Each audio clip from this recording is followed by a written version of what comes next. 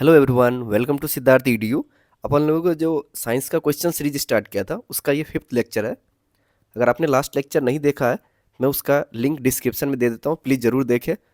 और वीडियो देखने के बाद आप लोग ज़रूर अपना फीडबैक दें, वीडियो कैसा लग रहा है, क्वेश्चन कैसा है। चलिए अपना क्वेश्चन स्टार्ट करते हैं। सबसे पहला क्वेश्चन है, the chemical formula of water glass is. Water glass का रासायनिक सूत्र क्या है? इसका आंसर क्या हो जाएगा? ऑप्शन ए Na2SiO3। वाटर ग्लास का फॉर्मूला क्या होता है?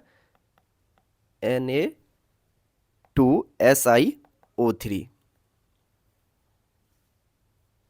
फिर क्वेश्चन नंबर 102 102 है, cholera bacillus was discovered by. Cholera bacillus की खोज किसने की थी? इसका आंसर क्या हो जाएगा? ऑप्शन ए रॉबर्ट कोच। रॉबर्ट कोच जो है, इन्होंने कोलरा बेसिलस के रिगार्डिंग खोज किया था। फिर ये लिस्टर कौन है? तो लिस्टर जो है, इन्होंने एंटीसेप्टिक का थ्योरी दिया था। इन्होंने एंटीसेप्टिक के रिगार्डिंग बताया था। तो जैसे हम लोग जो डिटोल यूज़ करते हैं, ये सब क्या है? सारे जो है एंटीसेप्टिक है। यदि हम लोग अपने स्किन पे यूज़ करते हैं तो ओनली ये जर्म्स को मारता है, हमारे लिविंग सेल्स को ये डैमेज नहीं करता है। कौन? तो ये जितने भी एंटीसेप्टिक होते हैं। रोनाल्ड रॉस, इन्होंने क्या थ्योरी दिया था? इन्होंने बताया था malaria is caused by mosquito. Malaria is caused by mosquito.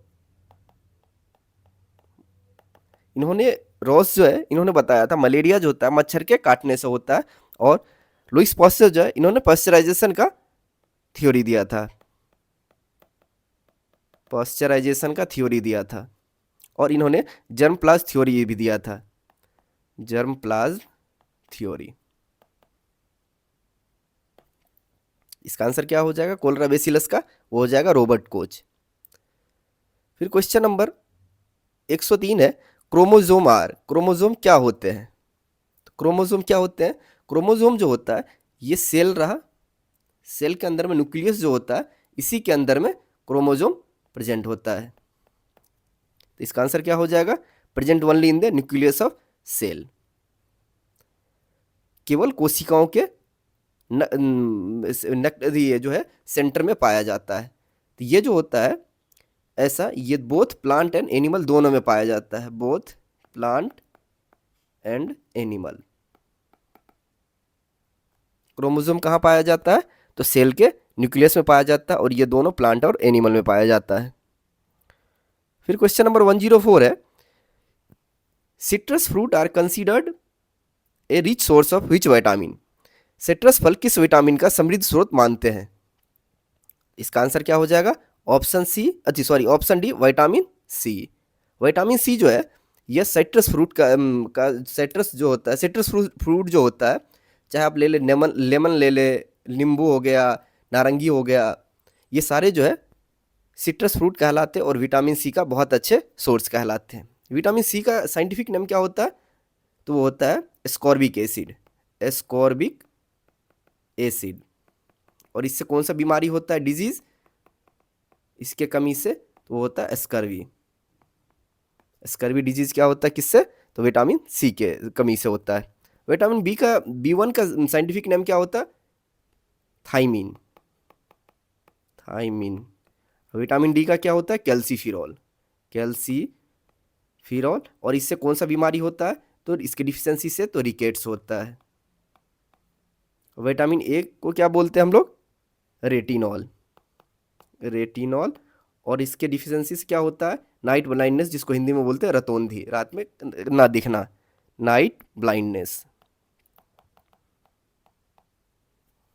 फिर अपना नेक्स्ट क्वेश्चन है question number 105, coastal Andhra Pradesh and Odisha often face natural disaster due to.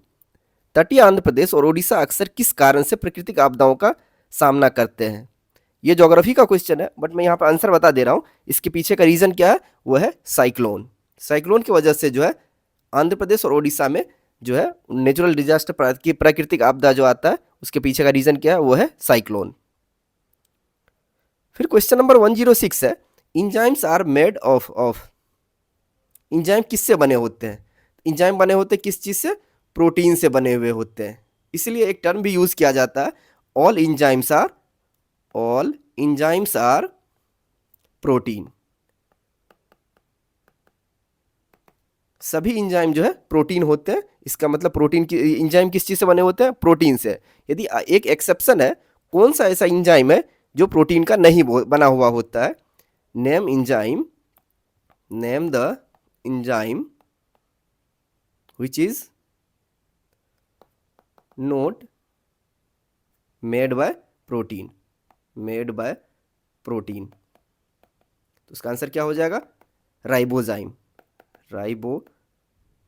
ये ऐसा प्रोटीन है जो ये इंजाइम है जो प्रोटीन का नहीं बना हुआ होता है। इसे याद कर लीजिएगा। हो सकता डायरेक्ट क्वेश्चन में ऐसा आ सकता है, कौन सा ऐसा इंजाइम है जो प्रोटीन का नहीं बना होता है? तो उसका आंसर क्या हो जाएगा? वो हो जाएगा राइबोजाइम। फिर क्वेश्चन नंबर 107 है, 107। Epsom salt is chemically known as. Epsom salt का रासायनिक नाम क्या है? उसका क्या नाम है? Magnesium sulphate. इप्सोम सॉल्ट का क्या नाम है केमिकल नेम? तो वो है मैग्नीशियम सल्फेट। मैग्नीशियम सल्फेट का फॉर्मूला क्या होता है? MgSO4.7H2O। और ये क्या है? Magnesium chloride. इसका क्या फॉर्मूला बनेगा?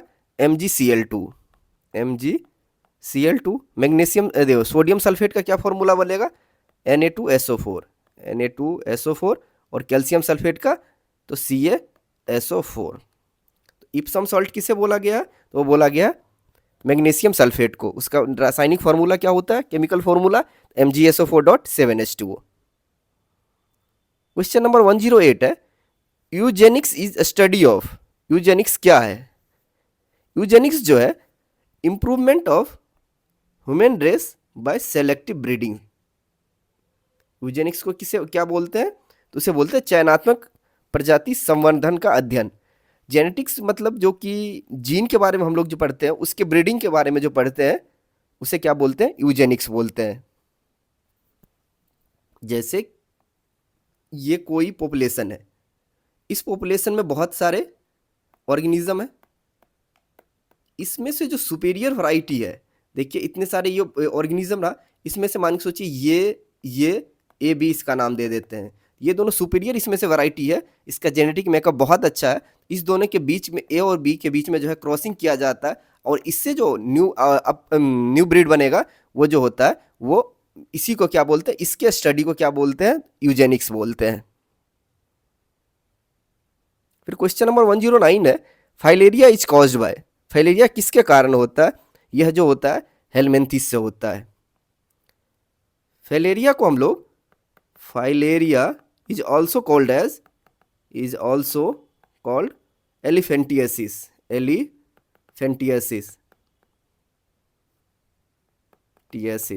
मतलब इसको हिंदी में हम लोग बोलते हैं हाथी पाँव। ये फाइलेरिया को आपने देखा होगा, किसी पर्सन के पाँव जो होता होगा, पैर जो मतलब हाथी जैसा बहुत ज़्यादा मोटा हो जाता होगा, उसे क्या बोलते हैं? वो बीमारी कौन सा है? फाइलेरिया होता है। और किसके वजह से होता है? तो वह हेलमिंथिस की वजह से होता है। और वो जो हेलमिंथिस का क्या नाम है जो फाइलेरिया कॉज करता है? बाय वुचेरेरिया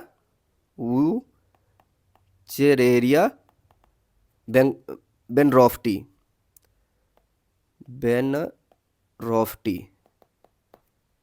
ये फाइलेरिया किससे होता है? तो हेलमिंथिस। और उस हेलमिंथिस का क्या नाम है? वुचेरिया बेनरॉफ्टी। ये क्या करता है? इस केस में, जो फाइलेरिया के केस में क्या होता है, तो इंसान का लिम्फेटिक सिस्टम को ये डैमेज कर देता है। Damage the lymphatic system.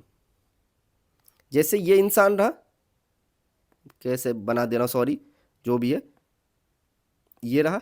अब देखिए यहाँ पे जैसे ये ज्वाइंट रहा, यहाँ पे ये लिम्फ रहा, तो ये लिम्फ वेसल पे क्या करता है? ये हेलमिंथिस अटैक कर देता है, जिस वजह से ब्लड सर्कुलेशन इधर आ नहीं पाता है, इस वजह से ये सूज जाता है। इसका आंसर क्या हो जाएगा? Option D. Question number 1010, fission is the process of splitting of. विभाजन किस प्रक्रिया को कहते हैं? तो विभाजन किसे बोलते हैं? एटम इनटू 2 और मोर पार्ट्स। परमाणु को 2 या अधिक में भागों में बांटना। फिजन क्या होता है, यहाँ से ध्यान पर रखिएगा, एक होता है फिजन, एक होता है फिजन, इसको हिंदी में क्या बोलते हैं, विभाजन। तो बड़ा एटम, कोई भी बड़ा एटम टूट के छोटे एटम में बनना, इसी को क्या बोलते हैं, फ्यूजन बोलते हैं। जैसे एक एग्जांपल ले लेते हैं, यूरेनियम है, यूरेनियम 92 होता है, 92 235, इसमें यदि न्यूट्रॉन ऐड करते, न्यूट्रॉन के साथ रिएक्शन करवाते हैं तो ये क्या बनाता है, बेरियम और क्रिप्टन प्लस एनर्जी निकालता है। यही जो है फ्यूजन कहलाता है। मतलब एक बड़े एटम का जो है तोड़ के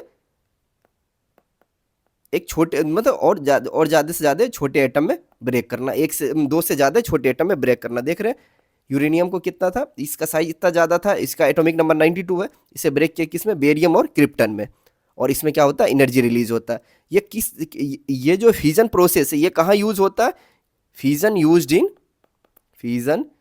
यूज्ड इन, तो एटम बम वगैरह जो होता है, परमाणु बम, एटम बम, उसके अंदर जो रिएक्शन होता है, केमिकल रिएक्शन जो होता है एटम बम के अंदर में, वो किस बेसिस पे, किसके सिद्धांत पे बेस होता है, तो वो बेस्ड होता है न्यूक्लियर फ्यूजन पे।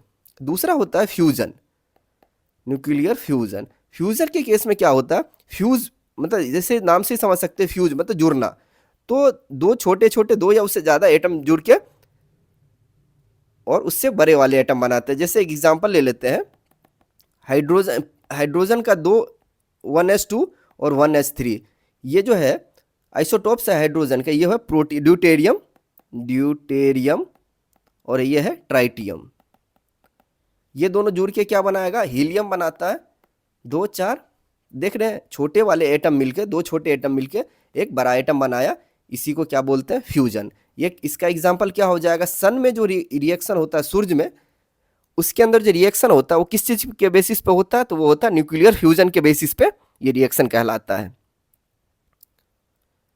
क्वेश्चन नंबर 111 111 है, galvanisation is a method use to prevent the corrosion of. Galvanisation क्या है, तो इसका आंसर क्या हो जाएगा, ऑप्शन ए, आयरन के ऊपर जंग लगने से रोका जाए, उसके क्या प्रोसेस है, एक गैल्वेनाइजेशन भी प्रोसेस है। जैसे एक आयरन ले लिए, इसके ऊपर जो है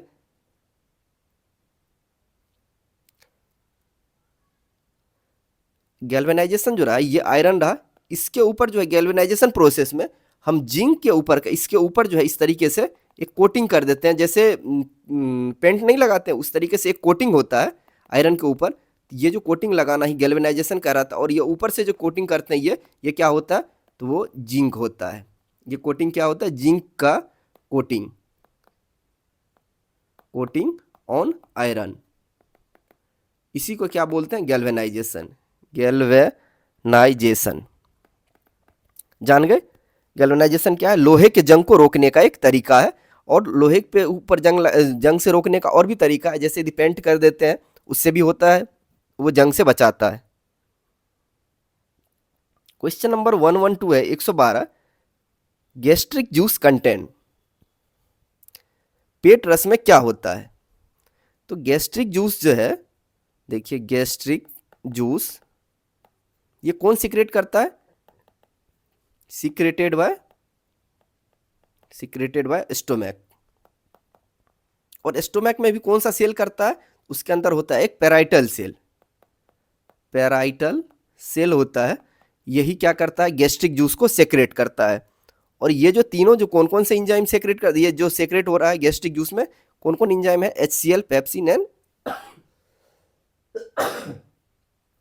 तो pepsin, HCl, pepsin and rennin. Pepsin, HCl जो होता है हाइड्रोक्लोरिक एसिड जो बोलते हैं, इसका pH क्या होता है, तो वो होता है 1.8। ये स्टोमैक में जो पेट में जो होता है, इसका pH क्या होता है, तो वो होता है 1.8। पेप्सिन जो है यह एक प्रोटीन डाइजेस्टिव एंजाइम है, प्रोटीन के डाइजेशन में हेल्प करता है, यह एक प्रोटीन डाइजेस्टिव एंजाइम है, डाइजेस्टिव एंजाइम। और रेनिन जो है यह एक बच्चों के अंदर में जो मिल्क को जो डाइजेस्ट करता है, दूध जो बच्चे जो दूध पीते हैं, उस जो दूध को जो डाइजेशन में कौन हेल्प करता है, ये rennin protein help in milk digestion of child, milk digestion in child, बच्चे में जो है दूध को पचाने में हेल्प कौन करता है, तो वो है रेनिन एंजाइम। फिर अपना नेक्स्ट क्वेश्चन है question number 113, gelatin is produced by the hydrolysis of, gelatin किसकी हाइड्रोलाइसिस से उत्पन्न होता है, तो ये किसके किसके हाइड्रोलाइसिस से उत्पन्न होता है, तो वो है प्रोटीन। और वो ये कौन सा प्रोटीन होता है, तो ये कोलेजन प्रोटीन होता है। उस प्रोटीन का नाम क्या है, name of protein is protein, तो ये है कोलेजन प्रोटीन, कोलेजन प्रोटीन। और ये कहाँ पे पाया जाता है, तो ये स्किन में पाया जाता है, बोन्स में पाया जाता है, स्किन बोन्स, इस जगह जो है ये कोलेजन प्रोटीन पाया जाता है। और जिलेटिन जो है इसी के हाइड्रोलाइसिस से ऑब्टेन किया जाता है। किसके हाइड्रोलाइसिस से, तो कोलेजन प्रोटीन का हाइड्रोलाइसिस होता है, उससे क्या करता है, जिलेटिन प्रोड्यूस होता है। फिर क्वेश्चन नंबर 114 है, who discovered the structure of DNA, DNA की संरचना की खोज किसने की। ये बहुत आसान सवाल है, इसका आंसर क्या हो जाएगा, option A Watson and Crick, James Watson and Francis Crick. तो इन्होंने दिया था double helix model, double helix model,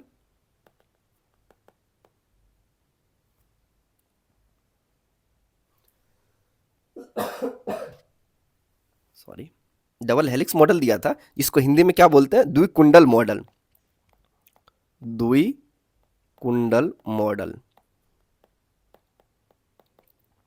इसके अंदर में ये बताया था जो कि डीएनए जो है डबल स्टैंडर्ड होता है, डबल स्टैंड का बना हुआ होता है। जैसे एक एग्जांपल से मैं बना के दिखाता हूं, इस तरीके से बना हुआ होता है डीएनए, एक ये स्ट्रैंड रहा, एक ये दूसरा स्ट्रैंड रहा। तो यहां से ये जो इस दोनों के बीच, न्यूक्लियोटाइड के बीच का जो है गैप कितना होता है, तो 3.4 एंगस्ट्रॉम होता है, 3.4 एंगस्ट्रॉम। और टोटल जो होता है यहां से यहां तक में टोटल 10 न्यूक्लियोटाइड होते हैं, टोटल 10 न्यूक्लियोटाइड, इस वजह से कितना होगा, 34 एंगस्ट्रॉम होता है। एक स्ट्रैंड और दूसरे स्ट्रैंड के बीच में जो बॉन्ड होता है, यहाँ पे जो बॉन्ड रहता है, तो कौन सा बॉन्ड होता है, तो वो होता है हाइड्रोजन बॉन्ड, हाइड्रोजन बॉन्ड। ये याद रखिएगा, ये भी पूछा गया है, जो कि डीएनए जो होता है, दोनों स्ट्रैंड एक दूसरे से कौन से बॉन्ड से जुड़ा हुआ होता है, तो वो होता है हाइड्रोजन बॉन्ड से जुड़ा हुआ, हाइड्रोजन बॉन्ड। फिर एक चीज और देख लेते हैं, ये जो डीएनए होता है इसके बीच का डायमीटर कितना होता है, ये होता है व्यास 20 एंगस्ट्रॉम होता है। और ये जो डीएनए होता है, डीएनए जो है किस चीज़ से बना हुआ होता है, ये बना हुआ होता है nitrogen base, nitrogen base plus pentose sugar, plus pentose sugar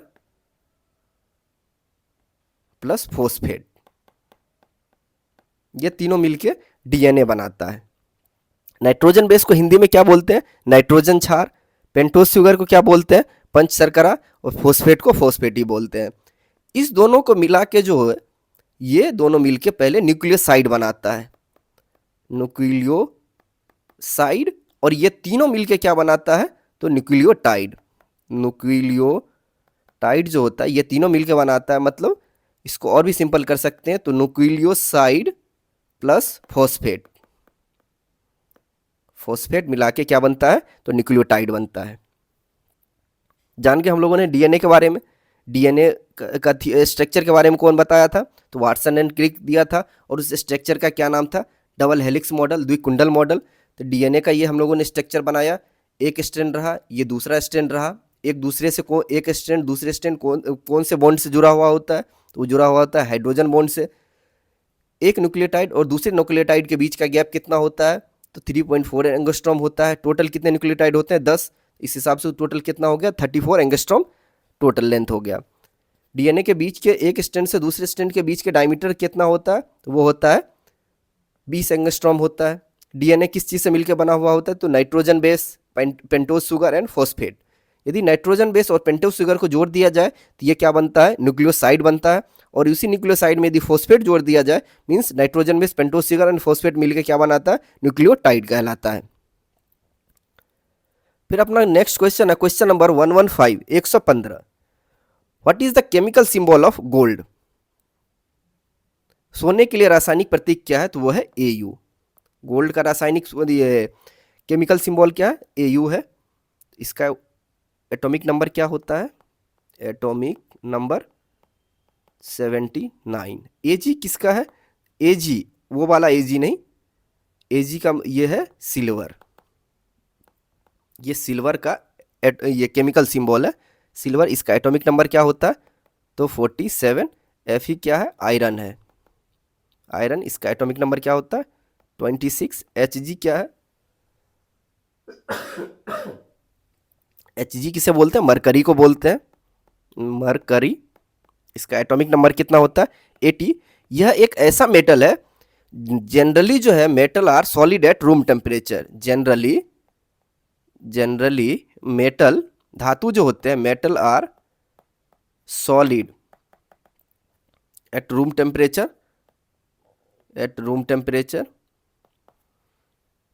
लेकिन ये ऐसा मेटल है जो लिक्विड होता है रूम टेम्परेचर पे। It is liquid at room temperature.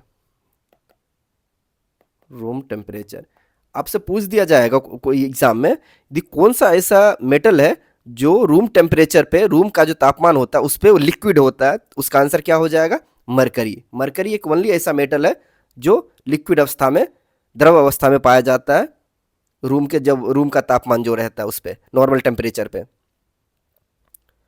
फिर है question number 116। What is the power house of the cell? Cell का पावर हाउस क्या कहलाता है? उसे क्या बोलते हैं? माइटोकॉन्ड्रिया। माइटोकॉन्ड्रिया जो है सेल का पावर हाउस कहलाता है। इसके पीछे का रीजन क्या है? देखिए, जो ग्लूकोज जो होता है, हम लोग जो खाना खाते हैं ग्लूकोज के फॉर्म में हमारे सेल में एब्जॉर्ब होता है। वही जो ग्लूकोज टूटता है, उसे टूटने से हमें एनर्जी मिलता है, और उससे कौन ब्रेक डाउन करता है? तो उसका, ये किसका काम है सेल में? तो माइटोकॉन्ड्रिया का काम है। ये जो माइटोकॉन्ड्रिया क्या करता है, ग्लूकोज जो है C6H12O6, ये ग्लूकोज है। ग्लूकोज ये ऑक्सीजन के प्रेजेंस में जब टूटता है तो ये क्या करता है? CO2 plus H2O plus ATP energy देता है। एनर्जी 38 ATP देता है, 38 ATP। So power house, so called power house of cell. Power house of cell, cell का ऊर्जा का घर कहलाता है। माइटोकॉन्ड्रिया के बारे में और कुछ पॉइंट देख लेते हैं। यह डबल मेम्ब्रेन बॉन्डेड स्ट्रक्चर होता है, डबल मेम्ब्रेन स्ट्रक्चर होता है। फिर न्यूक्लियस के बारे में देख लेते हैं। न्यूक्लियस क्या होता है? ये भी डबल मेम्ब्रेन बॉन्डेड स्ट्रक्चर है, डबल मेम्ब्रेन स्ट्रक्चर है। और इसके अंदर में क्या होता है? क्रोमोसोम होता है। गोल्गी अपैरेटस का क्या काम है? इसका काम है पैकेजिंग का, पैकेजिंग। और इंडोप्लाज्मिक रेटिकुलम क्या होता है? इंडोप्लाज्मिक रेटिकुलम दो तरह के होते हैं, एक होता है रफ इंडोप्लाज्मिक रेटिकुलम, दूसरा होता है स्मूथ इंडोप्लाज्मिक रेटिकुलम। ये क्या करता है? प्रोटीन का सिंथेसिस करता है, प्रोटीन। और ये क्या करता है? लिपिड का सिंथेसिस करता है। हम लोगों ने देख लिया एक सेल के अंदर में कौन से ऐसे ऑर्गेनेल्स है जो डबल मेम्ब्रेन बॉन्डेड स्ट्रक्चर है। तो एक हो गया आपका माइटोकॉन्ड्रिया, दूसरा हो गया न्यूक्लियस, और तीसरा होता है प्लास्टिड्स। उसके अलावा जो होता है सारे सिंगल मेम्ब्रेन बॉन्डेड स्ट्रक्चर होते हैं। फिर क्वेश्चन नंबर 117 है, who proposed the theory of relativity? संबंध सिद्धांत किसने प्रस्तावित किया था? इसका आंसर क्या हो जाएगा? ऑप्शन ए एल्बर्ट आइंस्टीन। इन्होंने थ्योरी ऑफ रिलेटिविटी दिया था, इसी से एक इक्वेशन दिया था E=mc²। आइजैक न्यूटन जो है, इन्होंने क्या किया था? 3 लॉज ऑफ मोशन दिया था। मोशन के 3 सिद्धांत दिए थे इन्होंने, 3 laws of motion. Stephen Hawking जो है, इन्होंने क्या बताया था? इन्होंने ब्लैक होल के बारे में बताया था, ब्लैक होल के बारे में इन्होंने बताया था। गैलीलियो क्या बताया था? इन्होंने इनर्शिया के बारे में बताया था, इनर्शिया। तो थ्योरी ऑफ रिलेटिविटी किसने दिया था? वो है एल्बर्ट आइंस्टीन। इन्होंने ही इसी थ्योरी से एक फॉर्मूला दिया था, E = mc²। आइजैक न्यूटन के बारे में जो है हम लोग सबको ही जानते हैं, उन्होंने 3 लॉ दिए थे मोशन के रिगार्डिंग। स्टीफन हॉकिंग के बारे में क्या जानते हैं? उन्होंने ब्लैक होल के बारे में बताया था। और गैलीलियो जो है इनर्शिया के बारे में बताया था। फिर क्वेश्चन नंबर 118 है, 118। Which gas do plant use for photosynthesis? पादपों द्वारा प्रकाश संश्लेषण के लिए कौन सी गैस का प्रयोग होता है? तो वो यूज कौन सा होता है? ऑक्सीजन। प्लांट जो है खाना बनाने के लिए, फोटोसिंथेसिस करने के लिए कौन सा गैस यूज करता है? तो वो है ऑक्सीजन। जब डिस्पेरेशन करता है तो उस टाइम में कौन सा गैस रिलीज करता है? तो वो है CO2। ये भी याद रखिएगा, मैं क्वेश्चन बता दे रहा हूं। CO2 release during respiration.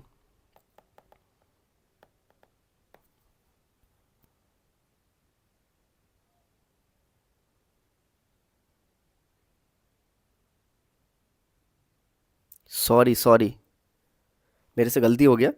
इसका आंसर क्या हो जाएगा? सॉरी, ये बहुत बड़ा बवंडर हो गया, ये तो ऐसा नहीं होना चाहिए था।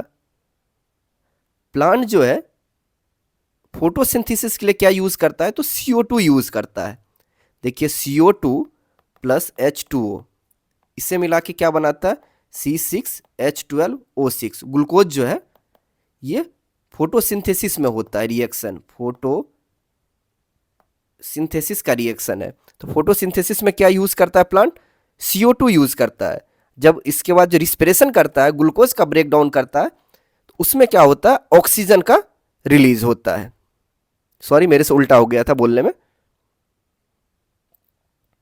फिर क्वेश्चन नंबर 119 है, what is the largest organ in the human body? Largest organ है, इस चीज का अच्छे से पढ़िएगा। लार्जेस्ट ऑर्गन है या लार्जेस्ट ग्लैंड है? मानव शरीर में सबसे बड़ा अंग क्या है? इसका आंसर क्या हो जाएगा? स्किन हो जाएगा। स्किन जो है लार्जेस्ट ऑर्गन है, और लीवर जो है लार्जेस्ट ग्लैंड कहलाता है। लार्जेस्ट ग्लैंड और स्किन जो है लार्जेस्ट ऑर्गन कहलाता है। फिर क्वेश्चन नंबर 120 है, what is the freezing point of water in Celsius?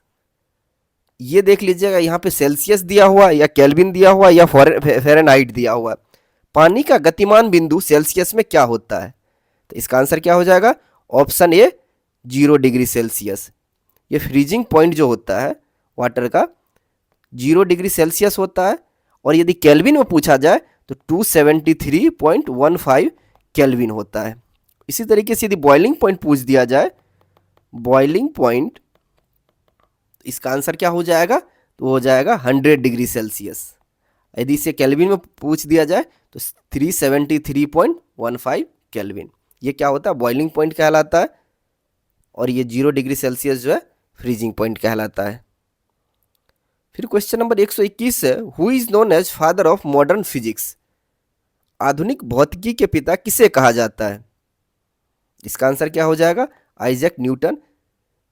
Newton साहब जो है यही क्या कहलाते हैं? Father of modern physics. इन्होंने ही मोशन के रिगार्डिंग 3 लॉ दिया था। इन्होंने ग्रेविटेशनल के बारे में बताया था। ये सारे चीज जो है इन्होंने मोशन के बारे में बताया था, ग्रेविटेशन के बारे में बताया था। ये सारा कुछ इन्होंने ही दिया था, इसलिए इसे फादर ऑफ मॉडर्न फिजिक्स कहलाता है।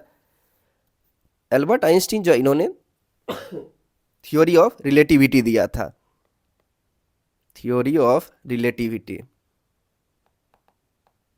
और गैलीलियो जो इन्होंने इनर्शिया के बारे में बताया था। और नील बोर जो है ये फादर ऑफ एटॉमिक फिजिक्स कहलाते हैं, फादर ऑफ एटॉमिक फिजिक्स।